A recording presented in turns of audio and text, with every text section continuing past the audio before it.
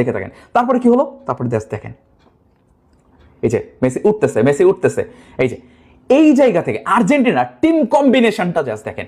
এই যে এই প্লেয়ারটা যখন শট করলো, আমরা দেখছিলাম পর্তুগালেও এরকম একটা শট করছিল, যেখানে এই প্লেয়ারটা ছিল রোনালদো এবং এই জায়গাতে মেসির এই জায়গাতে ছিল ব্রুনো ফার্নান্ডেস, কিন্তু রোনালদো এই জায়গা থেকে শট করে দেয় এবং গোলটা হয় না, গোলটা পাস দিয়ে বের হয়ে যায়। কিন্তু এইখানে আমাদের আছে ইয়াং ট্যালেন্টেড প্লেয়ার আলমাদা, যাকে নিয়ে আমরা অনেক হাইপ তুলছি। এই আলমাদা যেটা করলো, তাকেই কিন্তু বলটা দিচ্ছে, কিন্তু সে বলের ওয়েট, পাসের দেখে বুঝতে পারছে যে না, এটা আসলে তার জন্য আসে নাই, এটা পেছনে নিশ্চয়ই দ্য গোট লিওনেল মেসি আছে, যার জন্য সে যেটা করলো সেটা হচ্ছে দেখেন, সে বলটা আসার পরে সে তার পা ফাঁক দিয়ে সে বলটা বের করে দিল লিওনেল মেসির জন্য। সে যদি বলটা না ছাড়তো, লিওনেল মেসি পেতো না। লিওনেল মেসিও এই জায়গাতে কনফার্ম যে বলটা তার কাছে আসবে, আলমাদা এটা লিভ করে দিবে।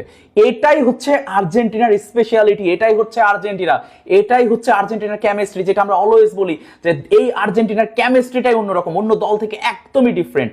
এইটাই হচ্ছে আর্জেন্টিনা ভাই। এই যে মেসি এইখানে পাইলো, এই জায়গাতে মেসি পাইলে, একটা মেসির যারা শত্রু, যারা মেসিকে পছন্দ করে না, তারাও জানেন যে মেসি গোল করে ফেলবে। এবং তারপরে যেটা হলো সেটা আপনারা সবাই জানেন, বুম, গোল পাইলো, গোল।